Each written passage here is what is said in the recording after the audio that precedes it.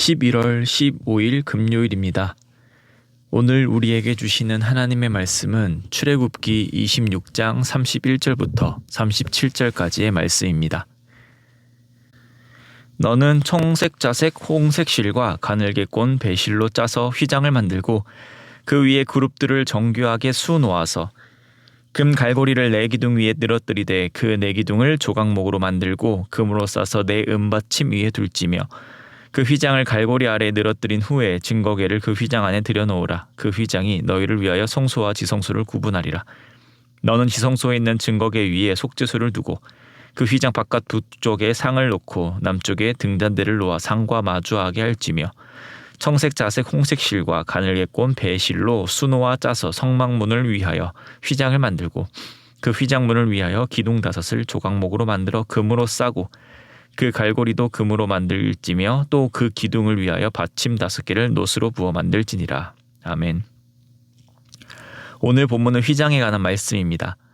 31절은 휘장을 어떻게 만드는지에 대해 설명하고 있습니다.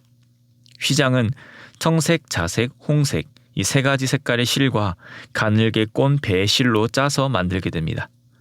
그리고 이 휘장 위에는 그룹들을 정교하게 수놓습니다. 이렇게 만들어진 휘장을 금 갈고리를 사용하여 네 기둥 위에 늘어뜨려 공간을 구분하게 합니다. 구분된 공간은 각각 성소와 지성소로 분류됩니다. 오늘 본문 34절의 말씀에 따라서 지성소 안에는 증거궤를 두고 증거궤 위에 속죄소를 두게 됩니다. 증거궤는 하나님께서 모세를 통하여 백성에게 주신 그 십계명 돌판이 들어 있습니다.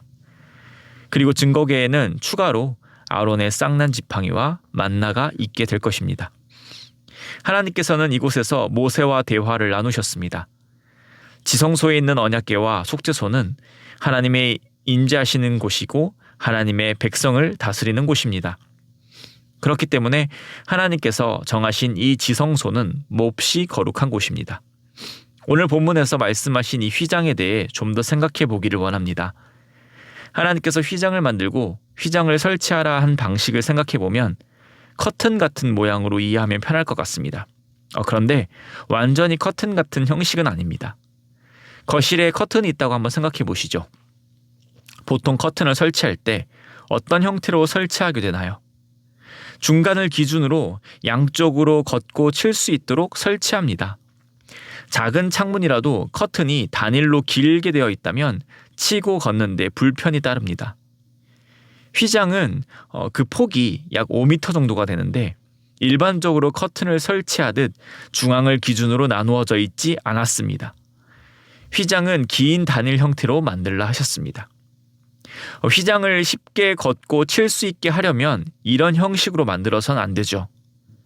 그렇다라는 건 이 휘장의 역할은 단순히 시선을 차단하거나 공간을 구별하는 것만이 아닙니다. 휘장은 사람이 쉽게 지나갈 수 없는 벽을 제공하고 있는 것이죠. 하나님의 성소에 있는 성물들은 아름답습니다. 특히 지성소에 있는 증거궤는 금으로 둘러싸였고 그 위에 속죄소 또한 정금으로 만들었습니다. 금으로 입혔고 금으로 만들었다는 것만으로도 지성소 안에 있는 성물들은 상당한 가치를 지니고 있습니다.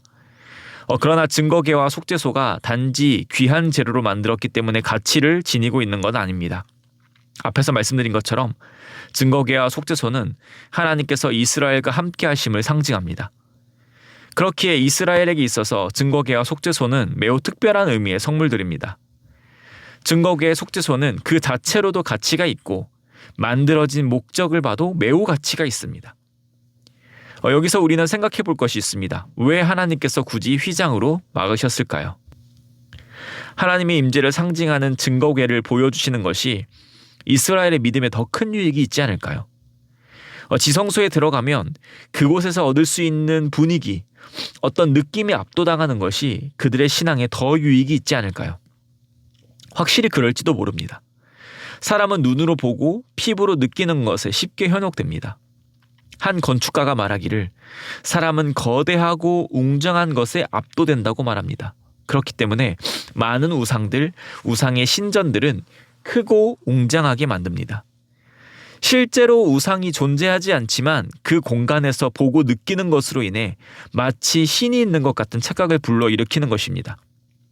우상의 신전도 이러하다면 하나님은 정말 살아계시고 모든 것의 주인이시기 때문에 지성소에 들어갈 때 어떤 압도되는 느낌, 그 경외심이 저절로 들지 않을까요? 그렇다면 지성소를 막는 것이 아니라 오히려 들어오게 하여 하나님에 대한 믿음을 더욱 깊어지게 만들 수 있지 않을까요? 그러나 하나님은 지성소를 휘장으로 막으셨습니다. 그리고 이 지성소를 아무나 들어오지 못하게 하셨습니다. 지성소를 들어갈 수 있는 것은 대제사장뿐이며 대제사장도 1년에 한 번만 들어갈 수 있었습니다. 하나님께서 휘장으로 막으시며 지성소를 엄히 구분하신 이유는 먼저 이 지성소라는 공간이 또 그 안에 있는 증거궤와 속죄소 그 자체가 우상화될 것을 차단하신 것입니다. 지성소가 거룩한 것, 증거궤와 속죄소가 같이 있는 것은 하나님께서 그것에 대해 의미를 부여해 주셨기 때문입니다. 하나님과 상관없다면 그것들은 조금 귀한 재료로 만들어지긴 했지만 별 가치가 없는 물건일 것입니다. 그러나 아까 말씀드린 것처럼 하나님이 없는 공간에도 사람은 감각에 의해 압도당합니다. 증거궤를 보면서 하나님을 바라보는 것이 아니라 증거궤 자체를 경배할 수 있습니다. 실제 사무엘상에서 엘리가 대제사장일 때에 이스라엘 백성은 전쟁에서 승리하기 위하여 증거궤를 옮겼습니다. 증거궤를 옮긴 것, 즉 증거궤가 전쟁에서 승리를 보장해 줄 것이라는 그들의 생각은 이미 증거궤가 우상화되었다는 것을 의미합니다. 증거궤에 관한 것은 아니지만 모세의 놋뱀을 우리가 한번 생각해 보죠. 모세의 놋뱀은 그저 놋으로 만든 뱀의 형상일 뿐입니다. 그러나 유다 백성은 그 놋뱀을 신성시하였고 숭배하였습니다. 사람의 죄성이 이토록 무섭습니다. 눈에 보이고 피부로 느껴지는 것에 유혹을 당합니다. 이 모든 것을 허락하신 그 하나님을 바라보고 하나님께 찬양 드리는 것이 아니라 어떤 물건과 장소 그 자체를 신격화합니다. 사탄은 끊임없이 사람의 시선을 하나님으로부터 돌리게 하려고 유혹합니다. 이러한 것을 막고자 하나님은 지성소를 휘장으로 가리셨습니다. 또 하나님께서 휘장을 통하여 가리신 것은 믿음을 중요하게 생각하시기 때문입니다. 대제사장을 제외한 모든 이스라엘 백성은 증거궤의 존재를 듣기만 했습니다. 하나님의 백성이지만 평생 동안 그것을 볼 기회가 전혀 없습니다. 다르게 생각하면 눈으로 보지 않았기에 없는 것과 마찬가지다라고 생각할 수도 있습니다. 말로만 들었지 내가 경험하지 않았기에 그것은 존재하지 않는다라고 생각할 수도 있습니다. 그렇기에 이 증거궤가 지성소 안에 있다라고 생각하는 것은 믿음의 영역인 것이죠. 증거궤를 통해 하나님은 임재하신다, 우리와 함께 계신다라는 것도 결국 믿음인 것입니다. 하나님은 이 믿음을 아주 중요하게 생각하십니다. 하나님의 백성들에게, 자녀에게 하나님은 이 믿음을 요구하십니다. 하나님께서는 지성소를 휘장으로 가리시면서 이스라엘 백성들이 하나님에 대한 믿음을 더욱 굳건히 하기를 원하셨습니다. 사랑하는 성도님, 이스라엘 백성은 하나님께로부터 많은 것을 받았습니다. 그들이 행했던 제사들, 규범들, 또한 하나님의 성전과 성물들. 그러나 언제부턴가 그들은 그것을 주신 하나님을 생각하기보다 보이는 것에, 자신들이 경험하는 것에 매몰되어 갔습니다. 우리 또한 그러기 쉽습니다. 예배당 건물이 사람 간의 커뮤니티 때문에, 수고와 헌신으로 오는 만족에, 하나님에 대한 열심으로부터 오는 뿌듯함에 매몰될 수 있습니다. 그것을 하는 그 목적은 잃어버린 채 말이죠. 이 모든 것은 하나님을 사랑하고 하나님을 사랑하면서부터 오는 이웃사랑을 위한 것이지 그 자체가 중요한 것은 아닙니다. 그렇기에 우리의 열심과 우리의 노력이 모든 것의 주인 되시는 그 하나님을 믿는 믿음, 사랑하는 그 중심에서 시작되기를 원합니다. 또한 우리는 이 시대를 살아가면서 우리의 믿음이 더욱더 견고해지기를 원합니다. 때로는 우리의 믿음 없음에 마음 아파하며 안타까워하죠. 때로는 믿음이 없기에 하나님을 의심하고 신앙에 방황을 할 때가 있습니다.